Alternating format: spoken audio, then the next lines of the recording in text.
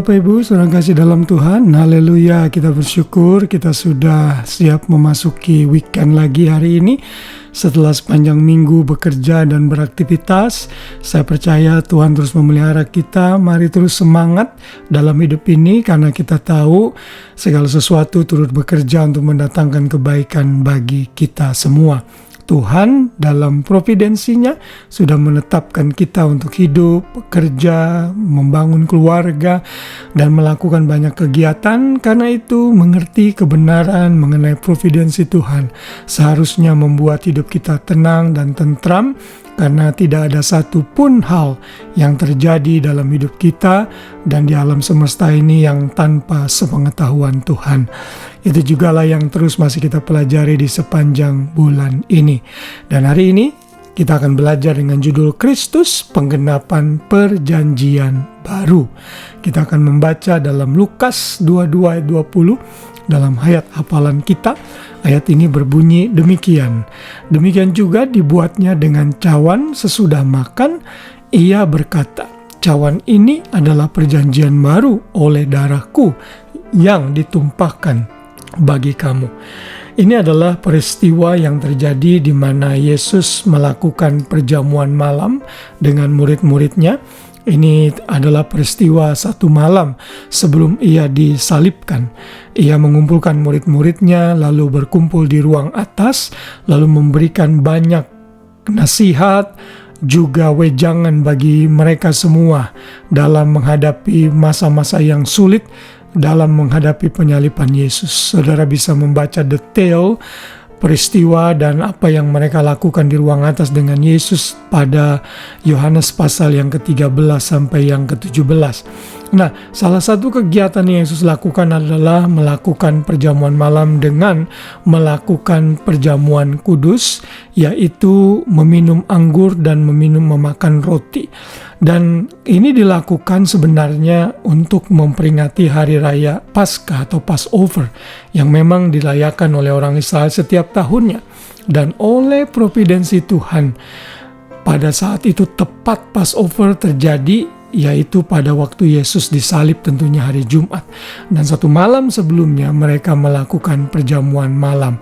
Dan Yesus melakukan ritual ini untuk menggenapi apa yang sudah dinubuatkan, bahwa suatu hari akan ada perjanjian baru di mana kita terhisap di dalamnya, yang kita juga sudah pelajari kemarin, yang ditulis dalam Yeremia pasal yang ke-33 tentunya kemarin, 31 sampai 33 yang kita sudah pelajari kemarin.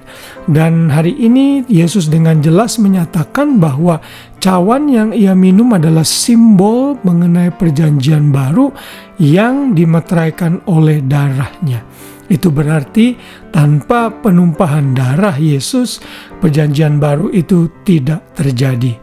Dan Tuhan merancang seluruh hal, seluruh event di dalam alam semesta ini, di dalam dunia ini, sehingga Yesus bisa dan harus mati pada hari Paskah, sehingga Yesus benar-benar menggenapi sebagai sang domba Paskah itu sendiri, yang setiap tahun dikorbankan, di mana para imam itu memercikkan darah domba di ruang Maha Kudus, di tabut tutup perjanjian, tabut perjanjian yang mereka lakukan tahun demi tahun.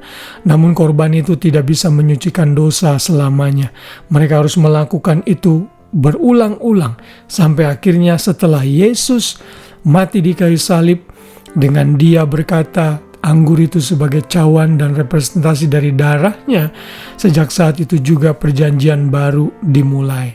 Kita tidak lagi hidup dalam ritualisme Yudaisme, karena itu kita tidak boleh kembali lagi kepada apa yang sudah done away, sudah selesai dan sudah digenapi oleh Tuhan Yesus. Jadi Tuhan dalam hal ini merancangkan semuanya. Tuhan merancangkan, dan oleh providensinya Tuhan memakai kejahatan orang-orang seperti Yudas, jelas.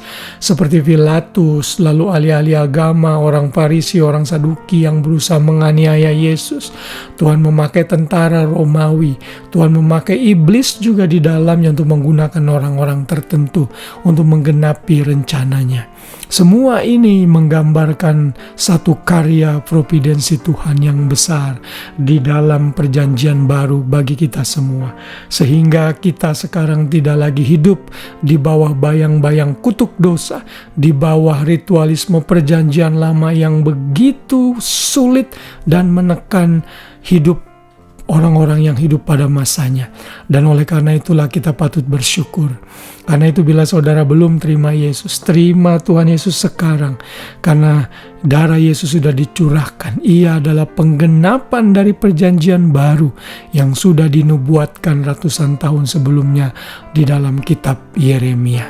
Setiap kita merayakan perjamuan kudus sebulan sekali, kalau di gereja yang saya layani, seberapa sering pun saudara melakukannya, setiap kita melakukan perjamuan kudus, kita diingatkan lagi akan karya Kristus yang besar.